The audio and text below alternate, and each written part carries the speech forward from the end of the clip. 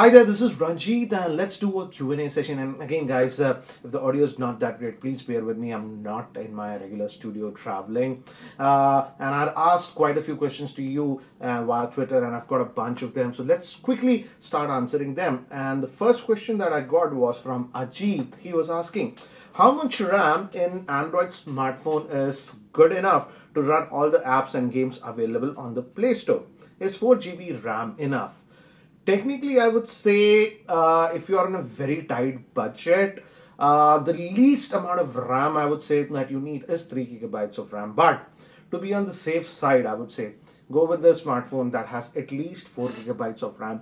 But again, if a smartphone has a custom skin, for example, like Samsung has their TouchWiz or other UIs have their own touch, other layers, then the RAM requirements can be a little bit more. And I would say as of now, the best case scenario is if you have 6 GB of RAM, that should be enough for everything. Technically speaking, you really don't need 8 GB of RAM as of now. That's sort of a buffer that we are seeing in flagship phones. But I would say lower end on to be on the safe side, 4 GB of RAM. If it's plain stock Android, you can get away with 3 GB of RAM. And guys, again, remember, it depends from phone manufacturer to manufacturer how they optimize the RAM management. That is also very important because I've seen some crazy smartphones that have 6 GB of RAM perform worse than even phones having 3 GB of RAM. So software optimization also always matters. That's why in my review I always talk about RAM management. So to be on the safe side, I would say 4 GB of RAM, upper end 6 GB if you're getting it, happy. But strictly speaking, you don't need 8 GB of RAM. Hope that answers the question. Second question is from Pratik. He's asking, which phone would you recommend under rupees 20,000? Zenfone Max Pro 6 GB variant, Redmi Note 5 Pro, or Mi A2 on Honor Play?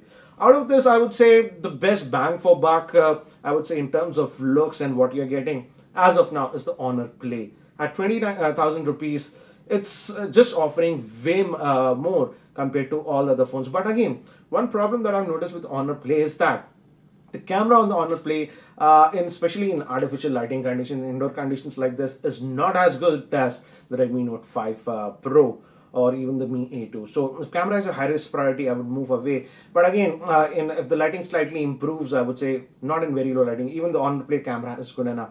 So overall, I would say my best pick would be the Honor Play under 20,000. Second bet, I would say, is the Redmi Note 5 Pro. I prefer the Redmi Note 5 Pro over the Mi A2. Yes, I know Mi A2 has stock Android, but again, watch the video that I posted, FAQ video a few days ago regarding the Mi A2. So let's move to the next one. This is by Anil. He's asking, he says he has two questions. First, in smartphone industry now, it's moving parts like pop-up camera and full screen. What do you think is the next big thing in the smartphone industry? Second thing, do you think the gap between 30,000 rupees smartphone and flagship smartphones will be reduced? Let's first handle the second question. There will always be flagships that will be costing above 50,000, 60,000 or 70,000. That will continue, and premium phone manufacturers like Apple, Samsung, even LG will have their flagships on that price point. For example, the latest edition is the Note 9 that we are seeing. So we'll always see that, and cutting edge build quality and some features you'll find on the these high-end phones. But as you have mentioned correctly, around the 30,000 price point, we are having that value flagships. In fact, I made a video about value flagships a few months ago. Watch that video; it's very interesting. So we are seeing a lot of interesting phone around the 30 to 35,000 rupees range. Yes, in true flagships, you have to spend a lot, almost double. But yeah, the camera performance is definitely better, and you're getting features like IP protection, wireless charging, and some other things that you don't get in that. But yeah, value for money, I would say the 30 to 35,000, we have a lot of options as of now. For example, OnePlus 6 comes to my mind, Asus Zenfone 5Z comes to my mind, even the Honor 10 comes. Fabulous smartphones at that price point, I would say. First question, is the industry going to move to pop-up cameras and stuff? No, I don't think so. That's going to be a trend. It's just a fad right now. For example, Vivo, Oppo did that to differentiate themselves from others because normal smartphones are just slab boring. So they're experiment with it, but I don't think so the entire industry is going to move with that because, yeah, they look cool, but again, having a mechanical part just adds to the complexity, and again, there's a higher chance of failure with a mechanical part. rather than this. So I don't think so. But I feel the in-display fingerprint scanner will become a norm in 2018, and some of the phones that we are going to see by end of that is going to become a normal thing. Let's move to the next one. This is where did it go? Yeah, this is by Anurag. He's asking, what are your expectations from the new Poco phone F1 by Xiaomi? Do you think it will be competing with the OnePlus 6? This Poco phone by Xiaomi, I don't know, a very peculiar name. It's sort of a gaming smartphone that they're pushing, and it'll be interesting to see what they do and at what price will they launch in India. Will they undercut it by a significant margin compared to the OnePlus? It will be interesting.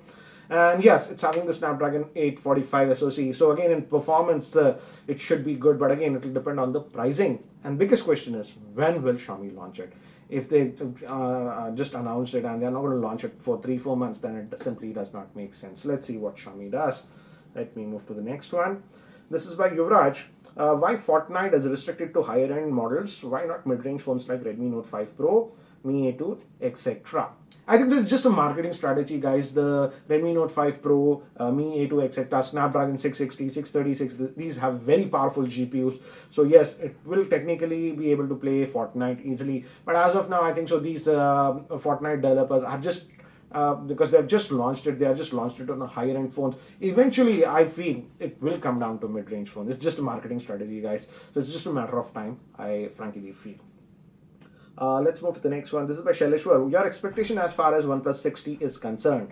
Yes, the OnePlus 60, we know it might launch around the November time frame, by hopefully by November end, whatever. No dates or anything leaked as of now. But yes, it will add some features to the OnePlus 6. I feel these are the logical upgrades that they should do. The 60, I'm hoping it'll have a true dual, stereo speaker setup, because the Asus Zenfone 5Z has that, and trust me, guys, when you're consuming content, it does make a lot of difference. So I'm hoping that will come. Maybe they'll also go with the in-display fingerprint scanner. If they do that, it will be a big differentiator. So they can go with that, and also they might add wireless charging. It's very easy to do that. Or I'll be really glad if they implement IP certification. So these are some of the things, these 4 things that I think that might come. Some of these might come on the OnePlus 60. In terms of design, it will be almost like the OnePlus 6. But yeah, they can add these features. Let's see if they do that or not. Let's move to the next one. This is by Mr. Jazz. He's asking, for almost the same price range, I'm getting the Honor V10 and Nokia 7 Plus. Which one do you recommend? Honor View 10 was a good phone, I would say. Check out my review. I was very happy with that one. And it's an excellent phone, I would say. Just check out my review.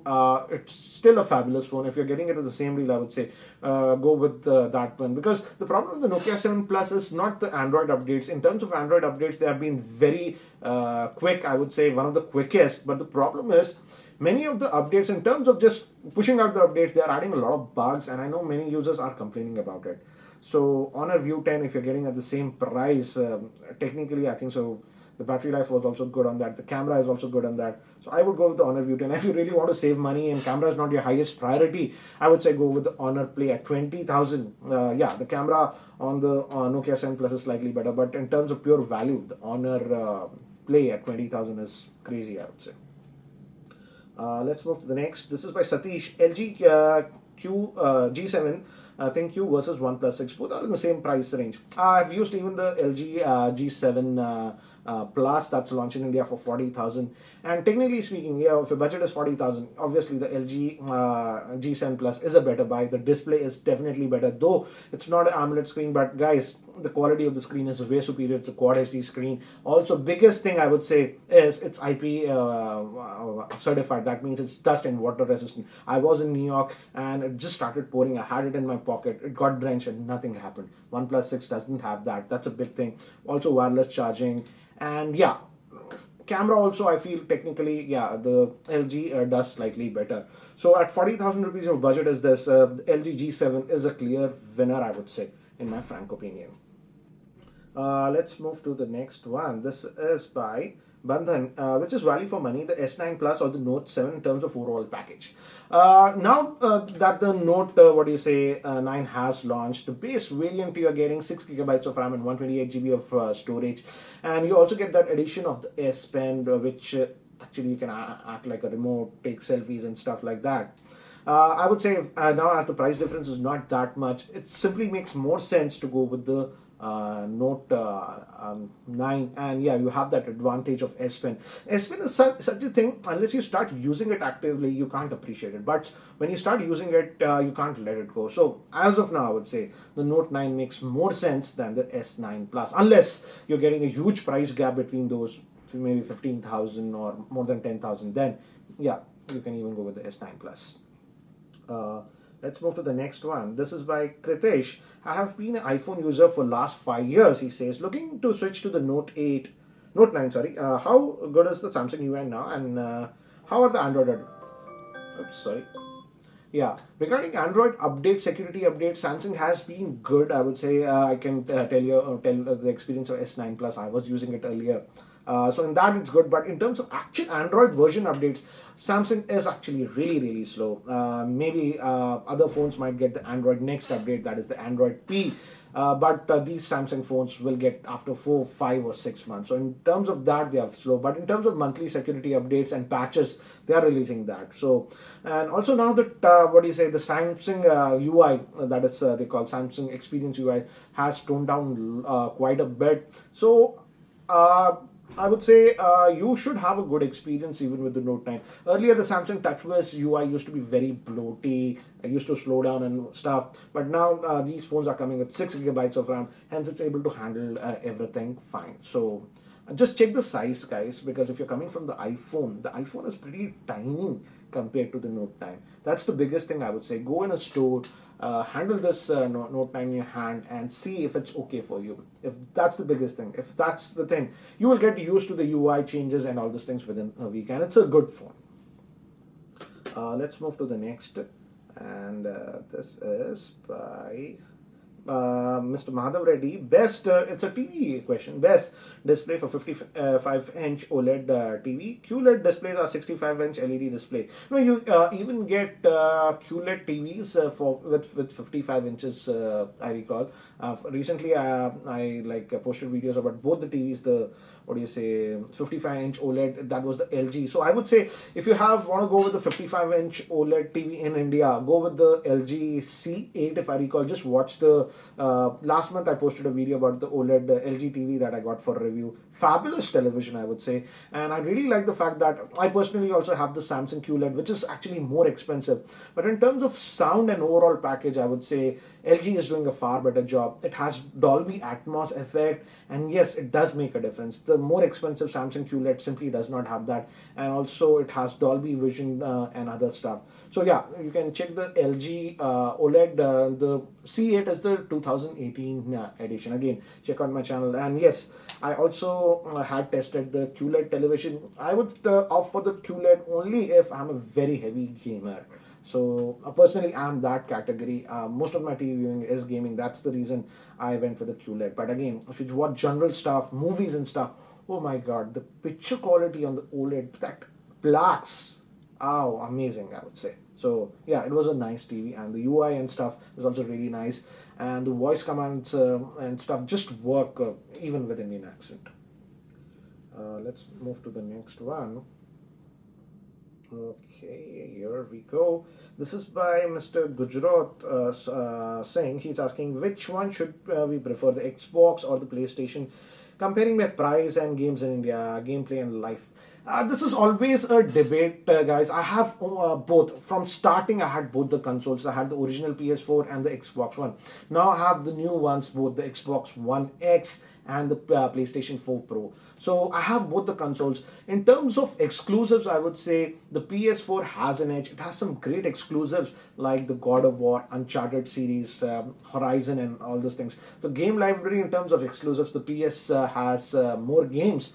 But in terms of multi-platform games, I generally play most of the multi-platform games like Call of Duty, Battlefield. These are available on both the consoles. And for example, this is the recent game that I had. The Battlefield of Battlefield, no, so Star Wars Battlefield or something too. I forget, but it's a Star Wars New Edition version 2. And on the Xbox One X, the graphics was significantly better compared to the PS4 Pro.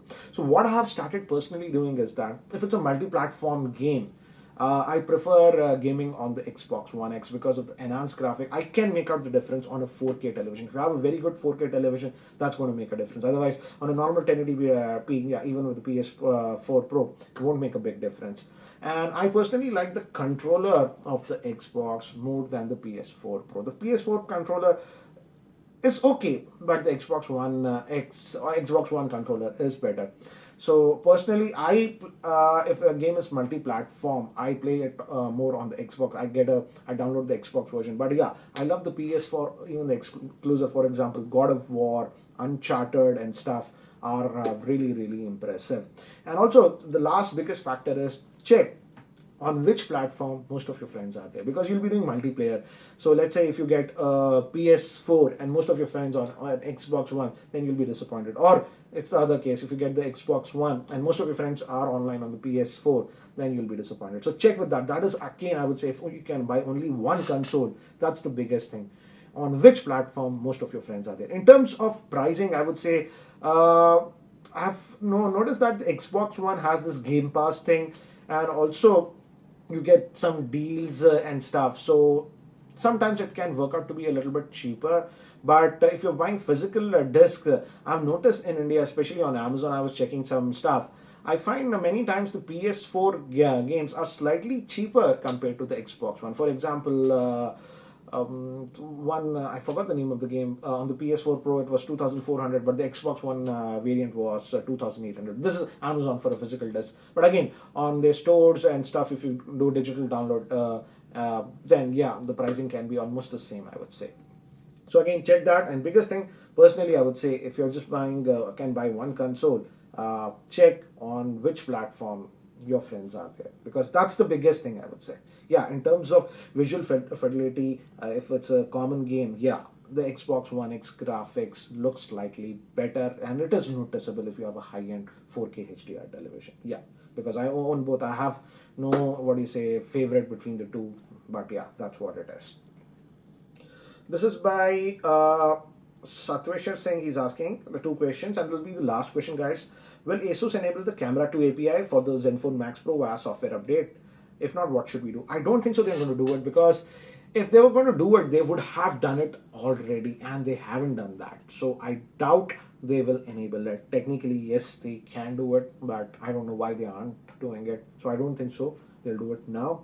And second question is, will OnePlus launch the OnePlus 6T with a pop-up camera? I don't think so that will happen. In terms of physical appearance, the OnePlus 6T will be almost identical to the OnePlus 6, barring some of the additions that I have mentioned earlier. So guys, these were some of the questions that I took in this Q&A session.